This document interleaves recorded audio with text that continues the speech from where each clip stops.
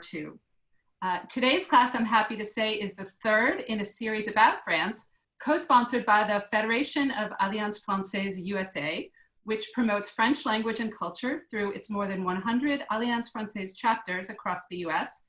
They offer French classes, including right now, as you could expect, online French classes. Their website is afusa.org. I'd like to extend a very warm welcome to all the Alliance Française members who are in the audience today. I'm told that we have members from, and I hope I get everyone, Boston, DuPage County, Frederick, Hartford, Hawaii, Jackson, New Haven, North Shore, Phoenix, Portland, Raleigh-Durham, San Francisco, and Tulsa. Bienvenue à tous, enjoy yourselves, and please do come back. We love having you here. Final word, these classes are free. We are all volunteers here, but we would urge you, if you can, to donate to a charity that we like a lot called givedirectly.org. It gives money directly to people in need in poor countries. We have no official affiliation with this charity. We just think it's a great one, so please give if you can. That's it for business. Now I am very happy to welcome our guest today, who is the great Bill Buford. He's the author of a book that we're not going to talk about today, but which I thought I'd hold up because I have a battered copy from many years ago called Heat, which is about Italian cooking. And he's also the author of a brand new book called Dirt, which I also have on my desk. As you can see, I've noted it, about French cooking. So Bill, welcome to Pandemonium U. Thank you very much. Very happy to be here. As are we. Bill, you spent years immersing yourself in Italian cuisine. You apprenticed yourself at Babbo, which was then a 3-star restaurant owned and run by Mario Batali, who we can talk about a little bit later. And then you went to Italy to learn pasta making and Italian butchery. I mean, most people would be content to sort of master one cuisine in their lifetime, but you thought, no, that's not enough. I have to take on French food too. It's partly because you met a man on a train or in a train station. That was Michel Richard. Can you tell us a little bit about who he is and where you met him? Well, by way of explanation, I think I always wanted to cook French food. Italian was like a gift. It was just it was a magical parcel full of pasta and ragu and jolly people and a beautiful language. And it was very easy to fall in love with Italy. But I've longed to be an accomplished French cook. And at the end of Heat, there was this kind of nagging suspicion that what the Italians always said might be true. And what the Italians said is that they're responsible for French cuisine, that they invented it, which is perfectly preposterous. But it gave me Shocking.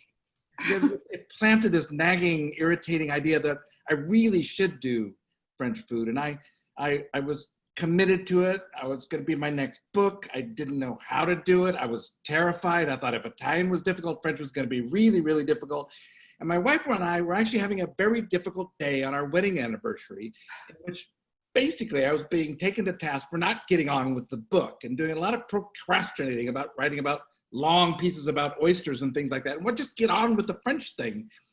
And we were there going back to New York City, having celebrated our anniversary. And she was like this, and I was like this. And then this man, this big, robust, slightly strong-smelling man, decided that he was going to crash in front of Jessica in the queue to get on the train.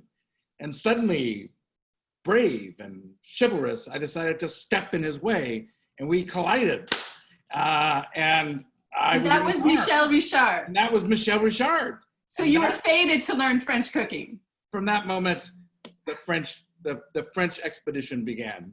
So you went to work in Michel Richard's kitchen, and can you tell us a little bit who he was in the food world at that moment? Michel is a French chef living in America, commonly regarded, he has since died, and it's very sad that we have lost him, but commonly regarded as the most inventive of contemporary French cooks.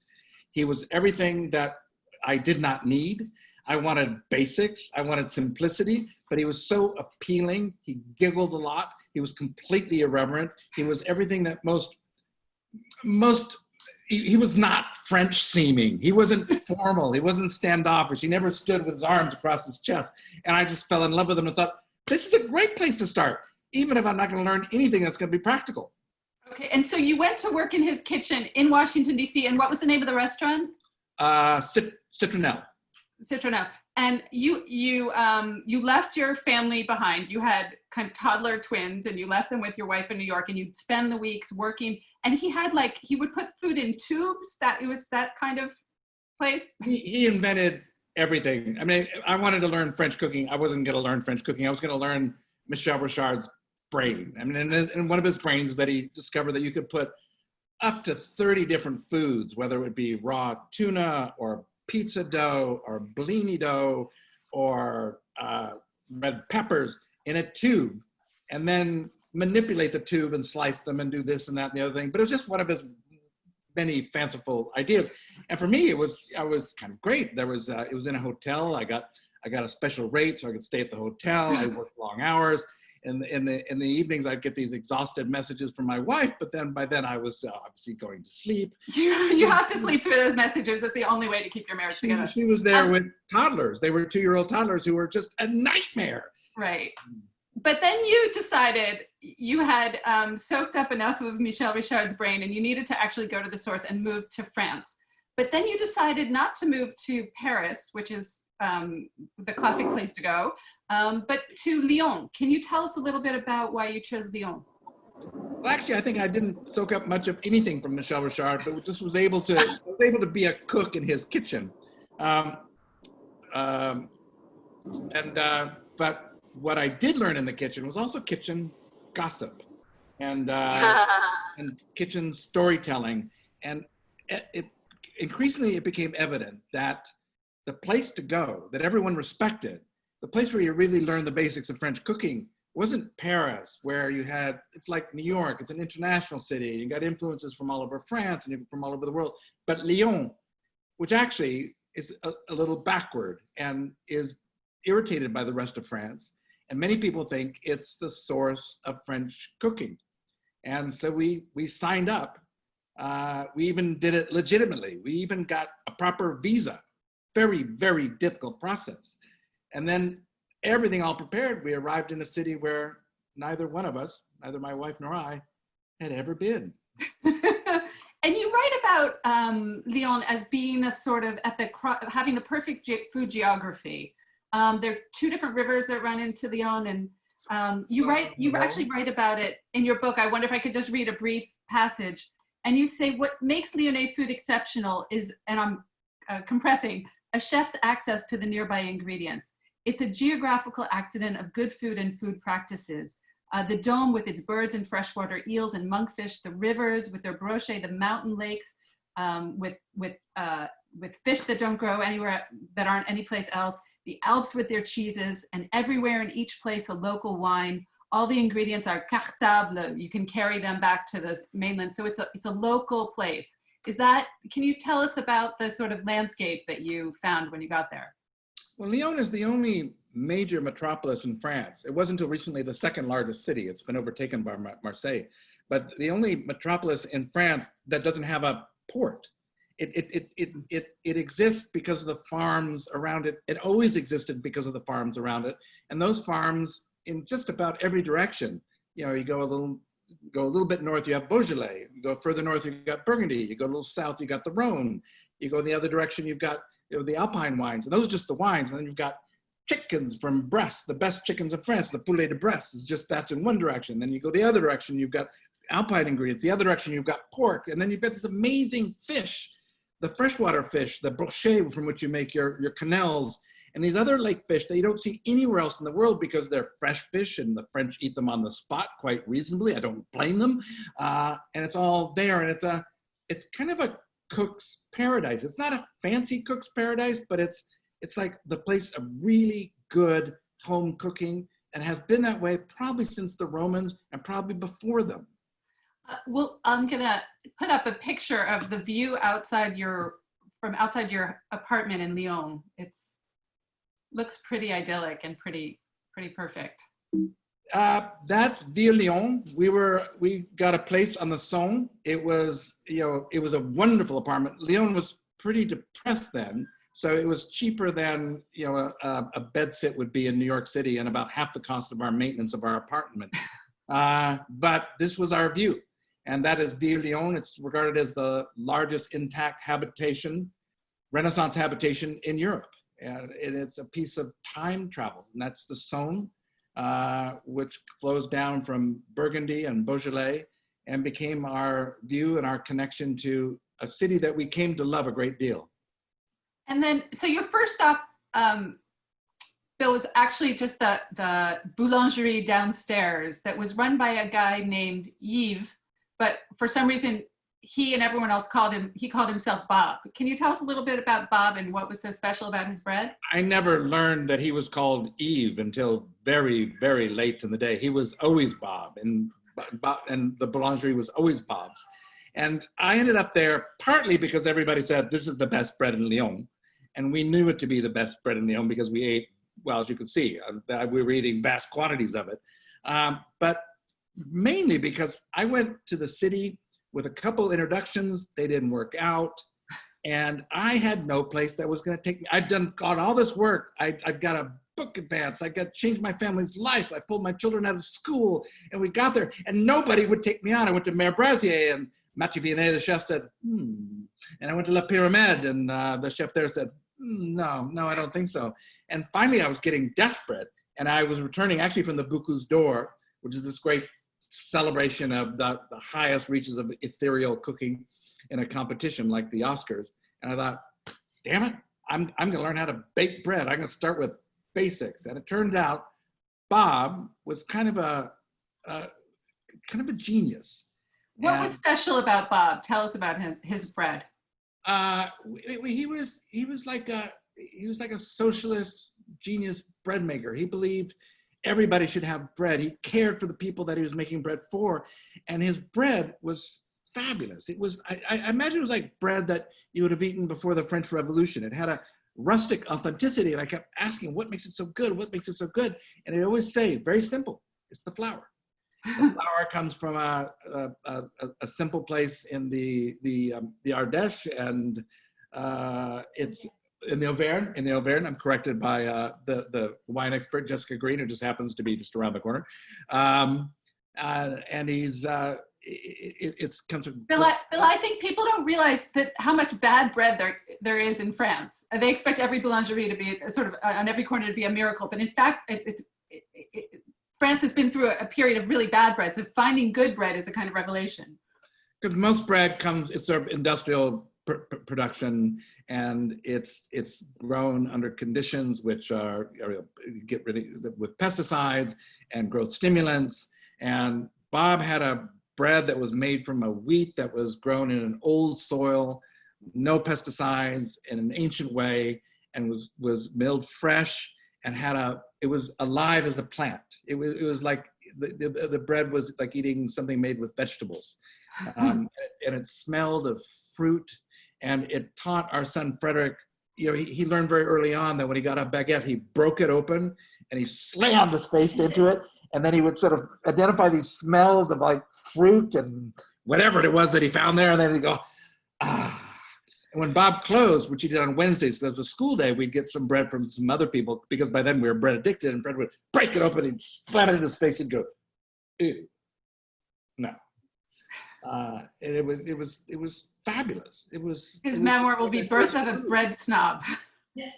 He is a bread snob to this day. I made some bread the other day because I haven't made bread for a while since returning for different reasons, mainly because I can't get the good flour. And Frederick's, and I said, I don't think it's very good. And Frederick, no, it's okay. No, it's sourdough. It's very sour, but yeah, this one's okay. It's okay. All right. I'm back in business.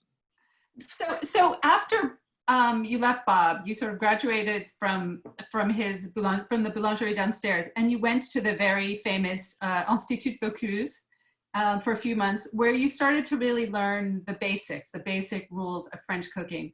And you discovered that there are a lot of rules. There are rules for like what kind of whisk to use for which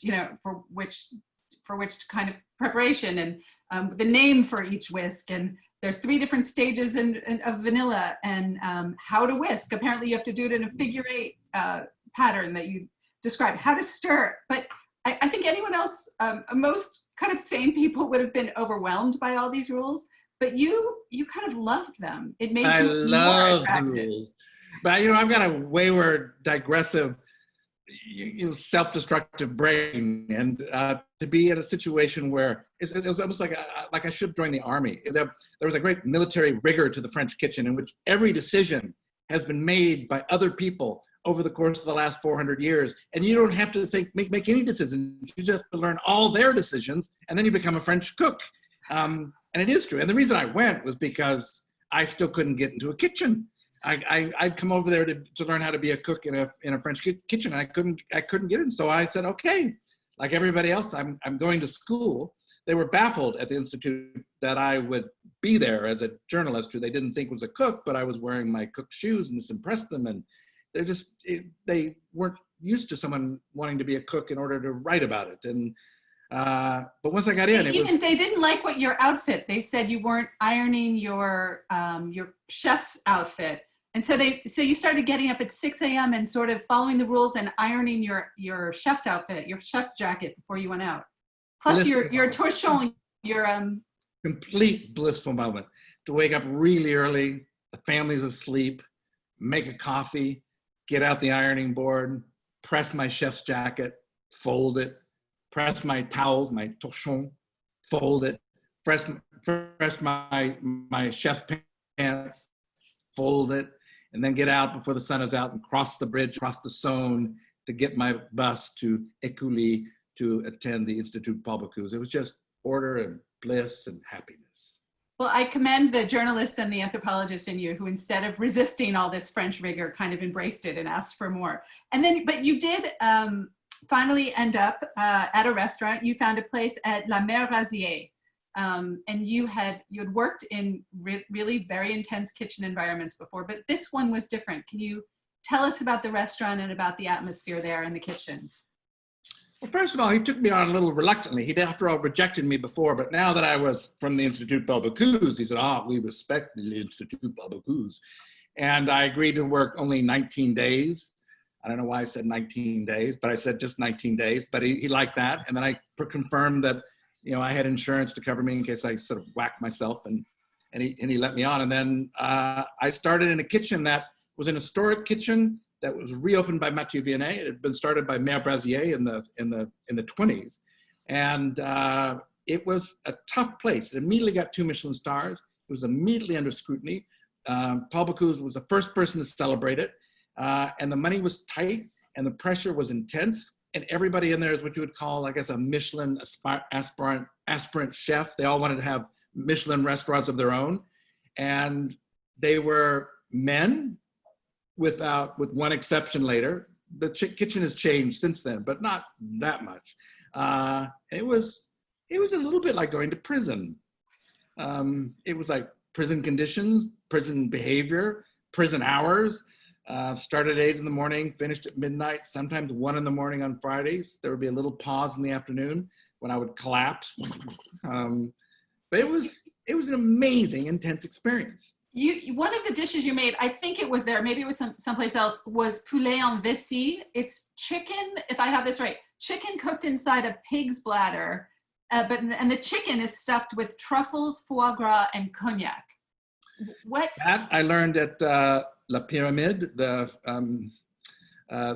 famous restaurant just south of Lyon. Though now La poulet en vessie is a feature of the Mère Brazier recipe kitchen menu. It wasn't then. It's like, about sous vide, where you cook a piece of food in a vacuum-like conditions where you can control the temperature. Yeah. This is kind of like early primitive experiments in controlling. It's like a peasant sous vide.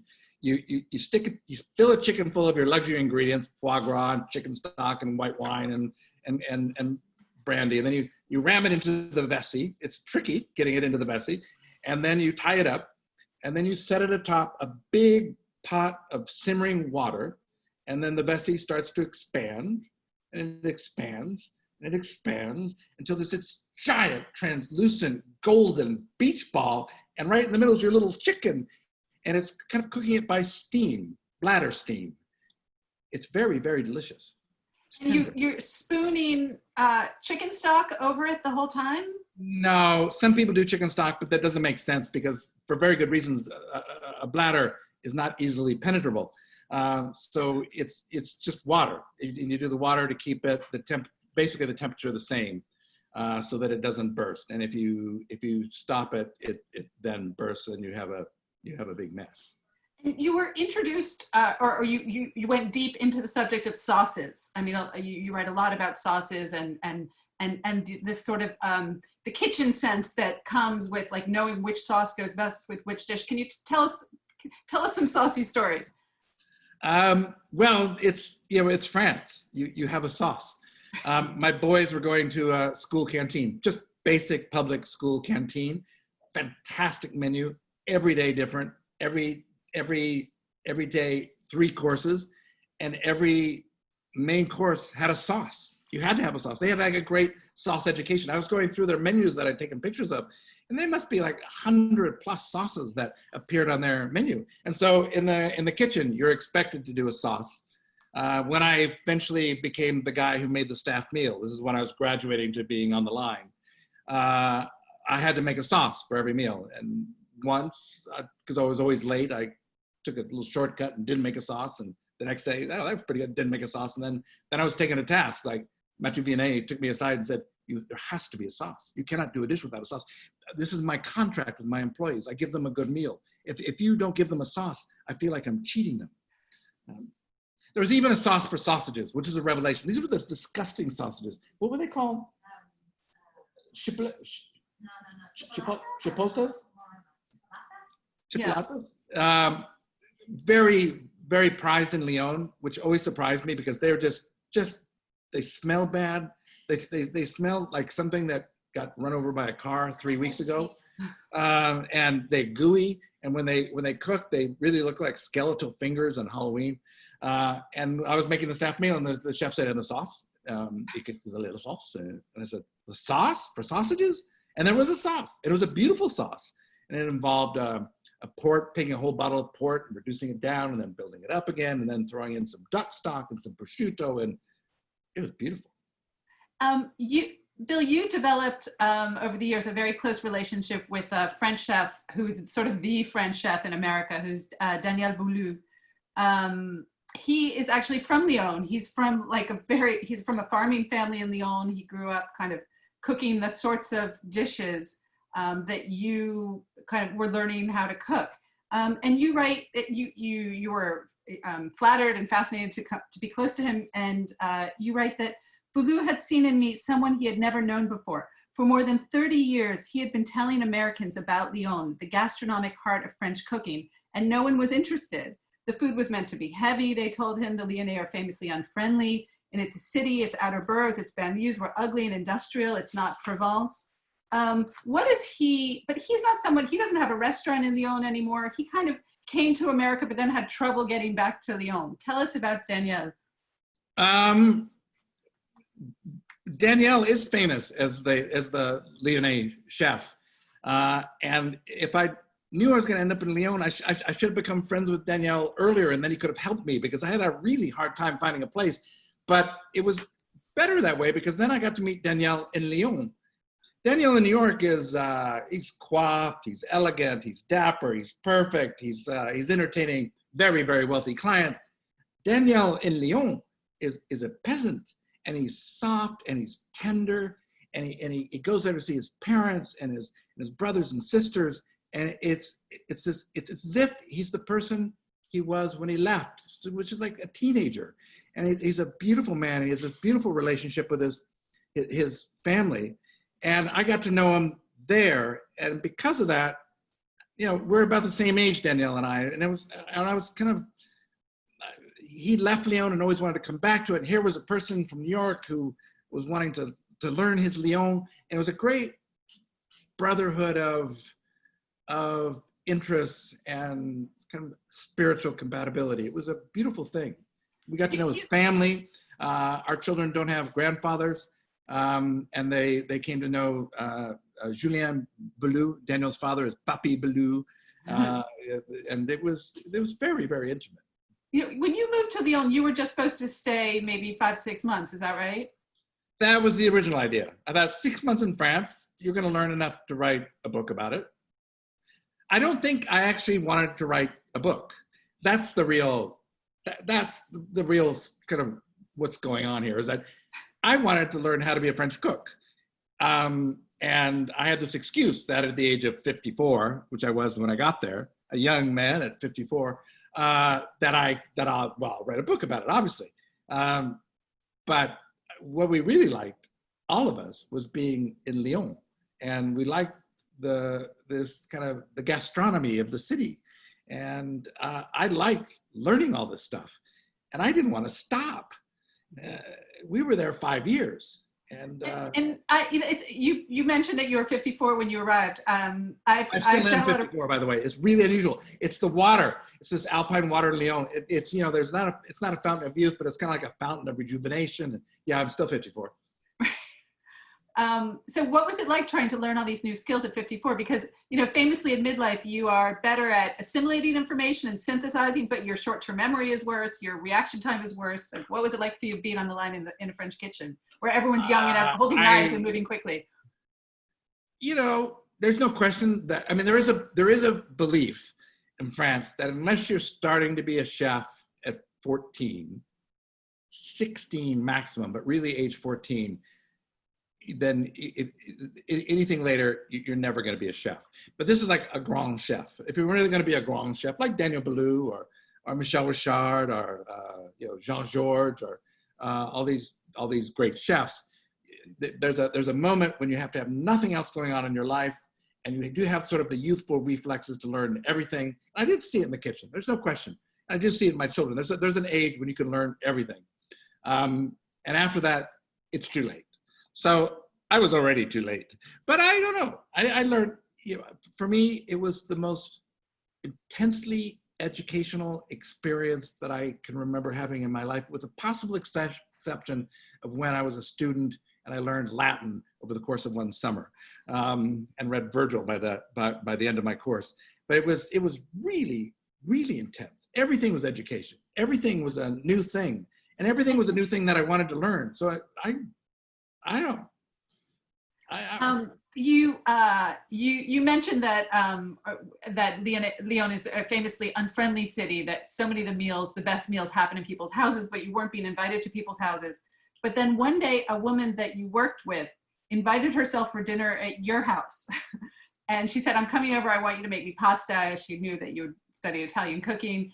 And then she said, "Actually, my partner's coming too." And then gradually she told you that lots of other people were also coming to this dinner at your house. And you and your wife kind of went all out and made this Italian 5-course pasta meal to end all meals, where you braised the ragu yourself. And I probably said that wrong. And you did it. And you said you realized, at 4 a.m. you had to kind of send everyone home, and you had this breakthrough.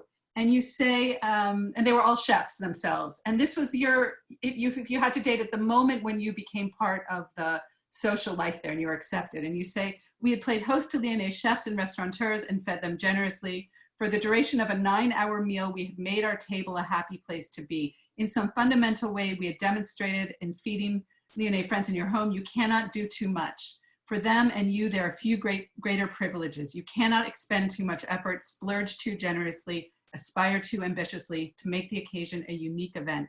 And we had confirmed for our guests, our now formally recognized friends, that we shared the commitment, almost like an ideology, to the culture of the table." And to me, that kind of sums up what you discovered about French cooking, that it really is about the table and about the shared experience. Yes, and I should add, that was a 9-hour meal, but it's since kind of initiated a practice of having meals together that are now so long we start at lunch, and they're pushing like 12-hour meals and 13-hour meals. I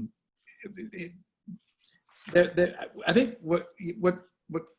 and also I don't think we knew that like the real meals were happening in people's homes, because we hadn't been in people's homes.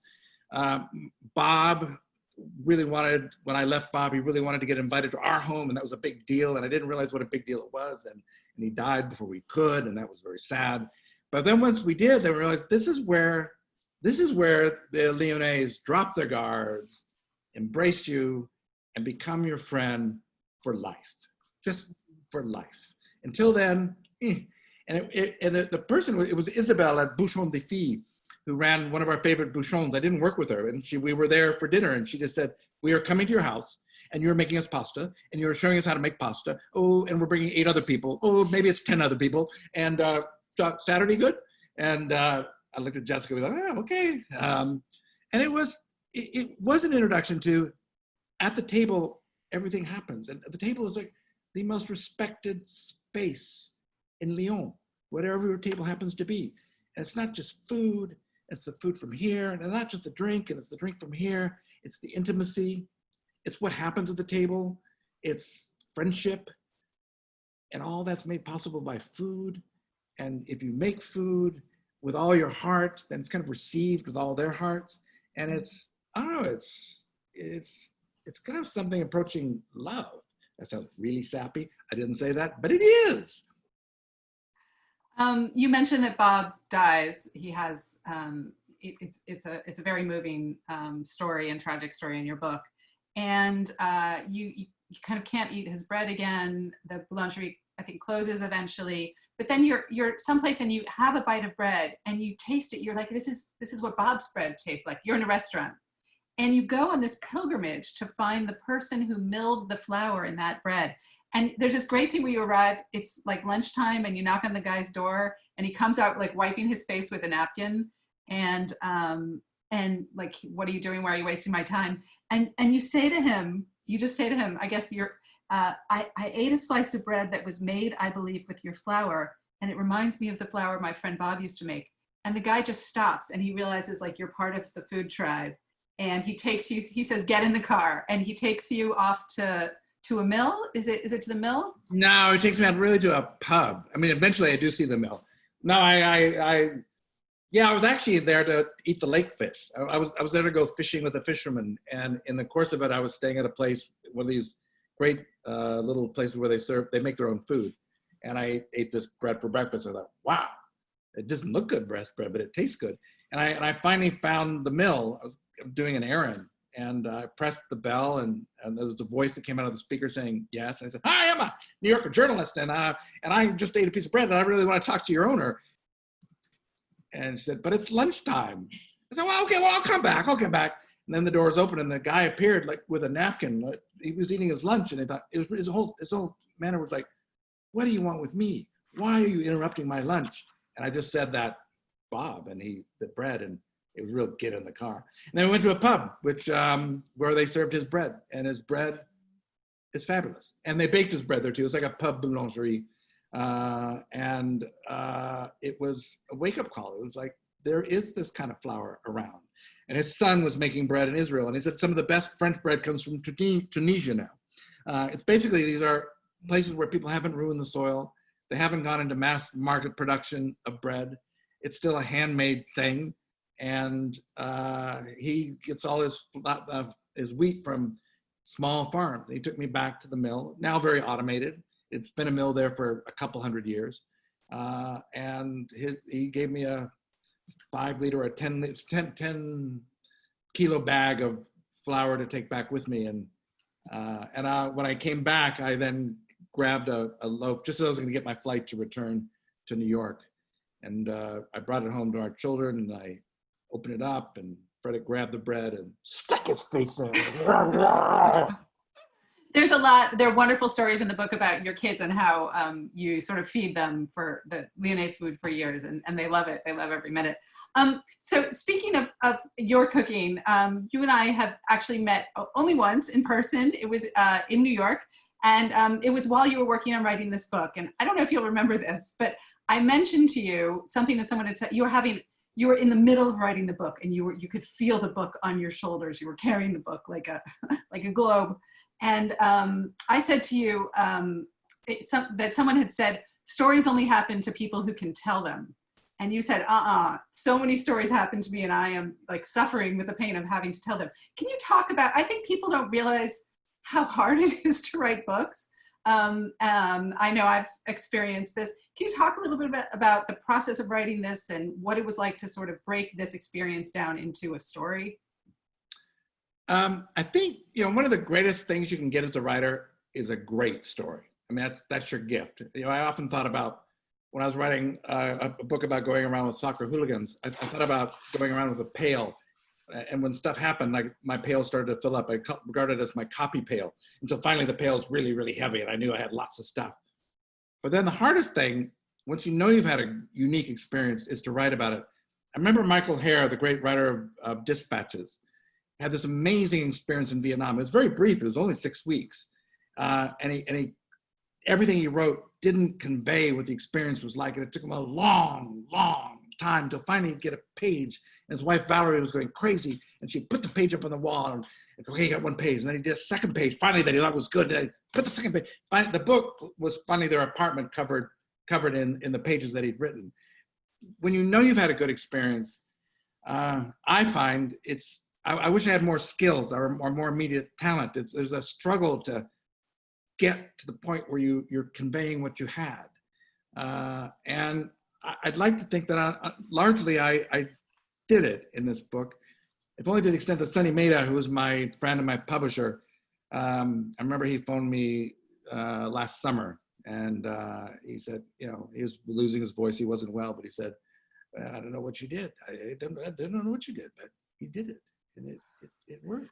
I would have to agree with him. So, I think that your writing has been described as, or you coined the term dirty realism. And I think that really sums up the kind of earthy style where it's almost sort of feels like magical realism because your descriptions are so precise and kind of dark and delicious at the same time.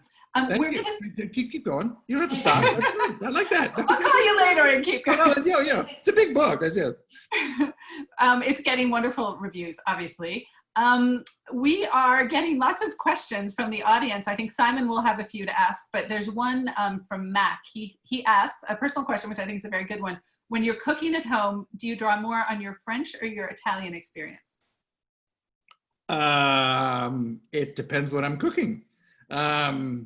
I think I now have French training. So to the extent that I have an attitude towards my cutting board, how I cut my vegetables, how I use my hands, how I don't cross my hands, how I don't start cutting until I'm ready to start cutting.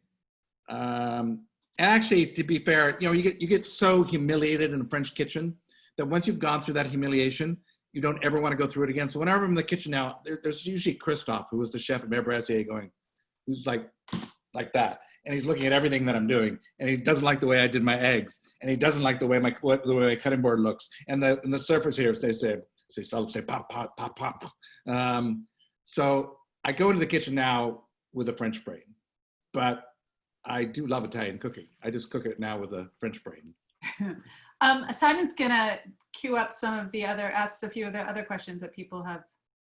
And just to say, Bill is known in the writing trade as the man who spends way too many years on each book. It's economically a fatal way to write. There's a question from Vicky Soufiane. Why did you leave Lyon? And it links to one from Karen Tillman, which is, what do you miss most about Lyon? The honest answer about why we left Lyon is we were broke. There are other answers, like our children became so French that they were really losing their English. They could read French, they could write in French, but you gave them an English page, they had no idea what it was. So there was a mounting urgency. We had a New York co-op, which was just a pain because we weren't allowed to rent it. So we didn't have to pay much for our apartment in Lyon, but if we had rented our apartment in New York, been allowed to, we would have probably never come back. We'd probably still be in Lyon today. I'd still be working on this book, but any year now is going to be finishing it.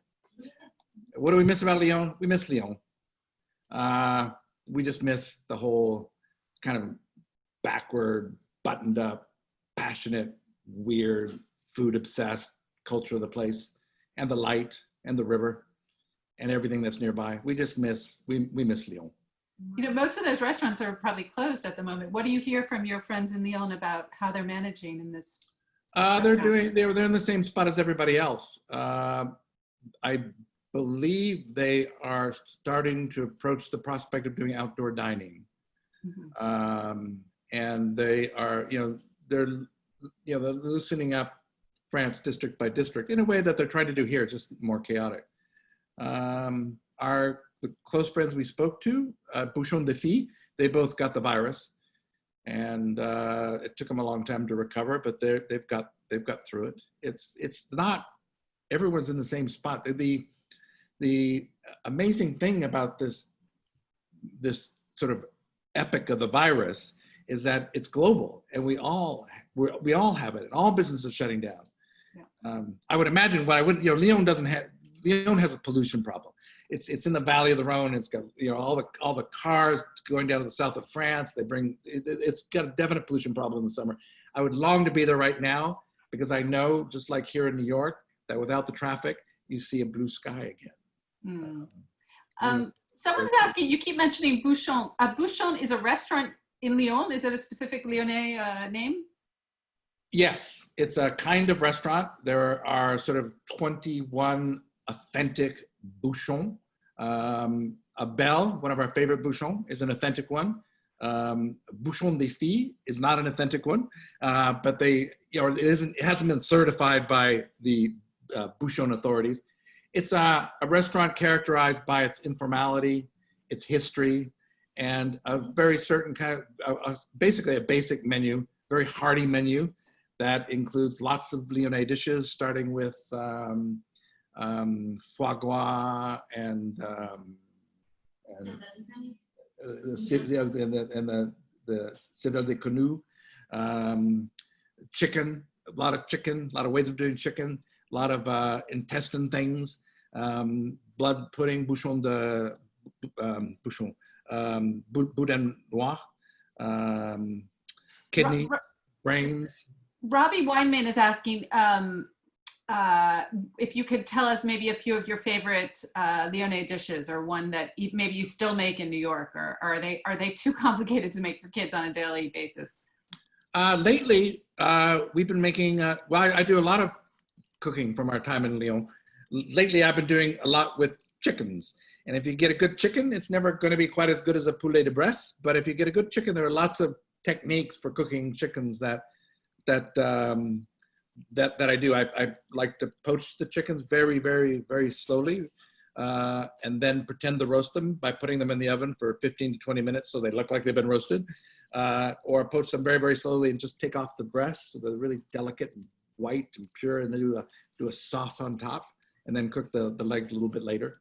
And lately, I've had great success actually in doing something kind of fancy where you bone the chicken and then stuff it and then tie it all up again and then poach that as well. At the moment, I'm really into chickens. Simon, do you have other questions from the audience that you want to ask? There's a small discontented minority who'd hope for more of a cooking lesson. And I wonder if you can impart one or two tips, how-tos that you learned in your passage through French kitchens. I am starting to do how-tos for the New Yorker online. I think we've only done 3, but we're going to be we've got more planned up. But the more alarming thing is that my boys, George and Frederick, those twin toddlers who were so irritating in the beginning, have grown up to be really, really irritating. And they are now making videos of my cooking dishes. We did one on how to cook a French rolled omelette, in which there's quite a bit of comedy had at the expense of their father. We did one on how not to ruin a sauce béarnaise, in which they basically kicked their father's butt. And we've got one coming up on chickens. They're on the New Yorker website. They are how-tos, even if you say in the book how you crack an egg, that you shouldn't do it on the rim of a pan. You should do it on a counter so that you don't contaminate the yolk with the shell. There is a belief that eggs stay fresh longer if they haven't been washed. It's a farmer's view. I haven't tested the science of it. I would be inclined to believe there's probably something to it. And in Lyon, most of the eggs you get are not washed. The good eggs that I get here in the farmer's market in New York are not washed. And therefore, the shell is potentially going to be a source of contaminants. So if you crack the egg on a flat surface, then the shell doesn't go into the egg, your fingers don't go into the egg, and you then open it up. It is a trick, because you want to learn how to snap it firmly once, because if you have to snap it a second time, it goes splat. If you snap it too hard the first time, it goes splat. If you get new eggs and you're not used to the shells because you've been used to some other, then it goes splat. But it's the way we cook eggs. The way we break eggs. In America, we keep eggs in the fridge, and in France, they keep them on the kitchen counter at room temperature. What is your official view on this question? We do keep them in the fridge. Eggs do keep well if they haven't been refrigerated. I've heard that. And eggs do keep for quite a long time. They can keep for a couple of months. The bad sign is ever you put your egg in water and it floats up, that means too much oxygen has permeated the shell and it's subject to contamination. We have a question from Cecily Kesso. Maybe we should make this the last question. She says science is showing that eating meat is contributing to global warming. That's for sure. Are the French embracing vegan and vegetarian diets? Did you get a sense of that in the land of black sausage? I hear from the other corner from my wife that they eat vegetables all the time. There's definitely that, and on the meat issue, that is definitely true. But as I said to my wife, there's a lot of bad meat, and that's owing to production, and that production includes the way the processing meat is polluting the planet. I think what we learned to appreciate in Lyon was small farms, and small farms have a different economy, and sort of the healthier the animal, the more wild its existence.